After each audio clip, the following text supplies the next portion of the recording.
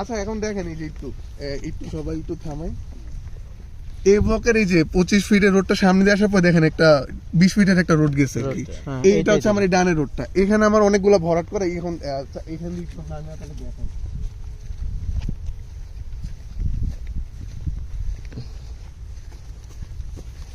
এটা হচ্ছে একটা 20 ফিটের রোড আর কি।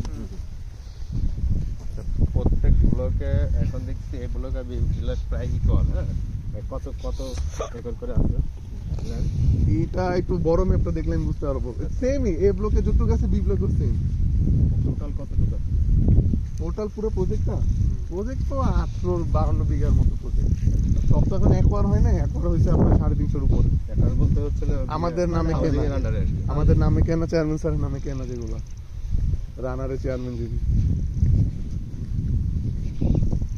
আপনাদের চেয়ারম্যান সাহেবের নাম জানি কি? হাফিজুর রহমান, মানে জাস্ট রেকর্ডিং সুবিধা। হ্যাঁ সমস্যা নেই, উনি হচ্ছে বাড়ি হচ্ছে নওগাঁ। না, হাফিজুর রহমান স্যার বললে চিনবে সবাই, রানার তো অনেক আগে কোম্পানি।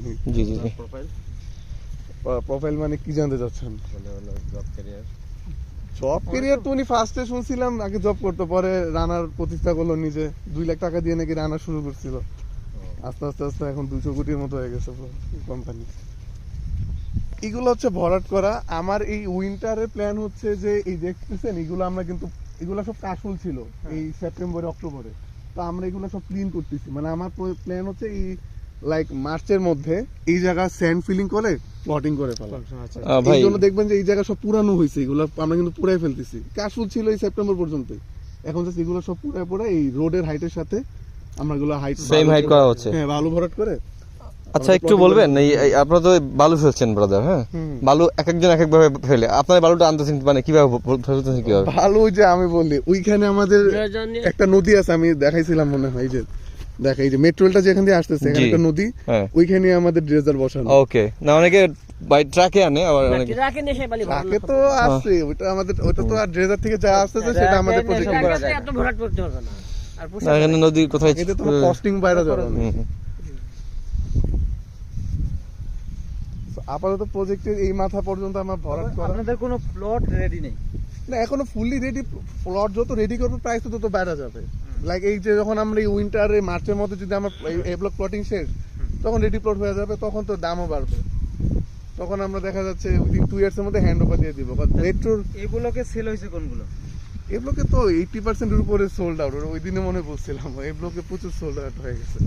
আর যারা কিস্তিতে নিচ্ছে তারা বি ব্লকে যাচ্ছে, আর এককালীন যারা তারা হচ্ছে এ ব্লকে। এই 60 ফিটে যে রোডটা দেখতেছিলেন না, এই যে এইটা হচ্ছে ওই দিক দিয়ে, এটা হচ্ছে সাভার ক্যান্টনমেন্ট দিয়ে আসবে। আপনি হয়তো বা জানতেও পারেন, উনি যেহেতু স্থানীয়। তো ওইটা রোডের এখনো কাজ শুরু হয় নাই, সো আমি এই রোডটা আসলে মেনশন করি না এখনো। কজ আমার মেইন কনসার্ন হচ্ছে আমার মেট্রো রেলটা, যেটা ভিজিবল, যেটা আমার প্রজেক্টটা কানেক্ট করতেছে, সো ওইটাই আমি মেনশন করি। ওই বিল্ডিং গুলো কোন এলাকা? ওইটা হচ্ছে সাভার ব্যাংক টাউন, এদিকে হচ্ছে সাভার ব্যাংক টাউন, এদিকে ব্যাংক টাউন। হ্যাঁ, ওইদিকে তো মনে হয় প্রাইস। এটা কি নদী? এটা কি নদী? এটা খাল আর কি, ছোট খাল, সরকারি খাল। তো এই সাইনবোর্ডটা কি আপনাদের ভিতরে না? হ্যাঁ, আরিয়ান সিটি আমাদের রানারেরই।